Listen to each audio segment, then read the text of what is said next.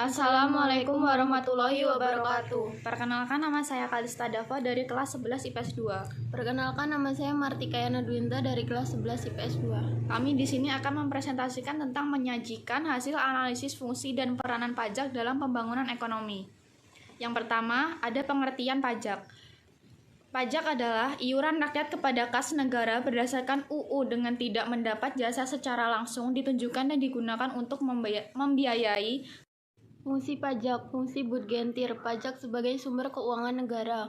Fungsi mengatur, pajak sebagai alat untuk mengatur atau melaksanakan kebijakan pemerintah dalam bidang sosial dan ekonomi. Lalu ada pengelolaan pajak menurut golongannya pajak langsung, pajak tidak langsung. Ada menurut sifatnya pajak subjektif, pajak objektif, menurut lembaga pemungutannya ada pajak pusat dan pajak daerah.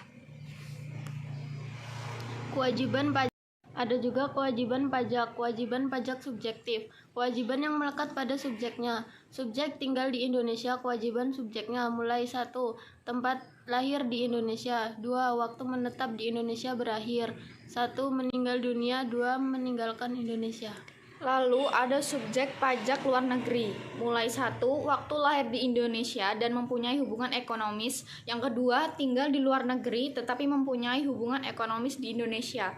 Berakhir 1. Waktu hubungan ekonomis terputus. Yang kedua, waktu menetap di Indonesia. Yang ketiga, waktu meninggal dunia. Kewajiban objektif, kewajiban yang melekat pada objeknya. Timbulnya hutang pajak jika undang-undang yang menjadi dasar pemungutannya telah ada dan telah dipenuhi syarat subjektif dan objektif. Lalu penagihan hutang pajak. Yang pertama, penagihan pasif. Yang kedua, penyerahan SKPKB, dan STP.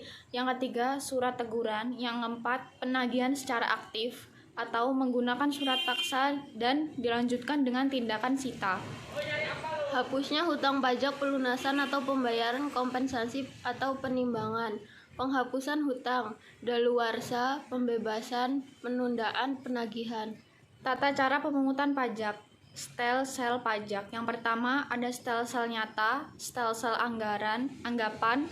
Yang ketiga stelsel campuran. Asas pemungutan pajak ada 3, yaitu asas domisili, asas sumber, dan Adapun sistem pemungutan pajak: 1. Official Assessment System, 2. Self Assessment System, 3. Withholding System. Yang terakhir ada tarif pajak tarif, sebanding atau proporsional tarif tetap tarif progresif. Sekian presentasi dari kami. Kami akhiri. Wassalamualaikum warahmatullahi wabarakatuh.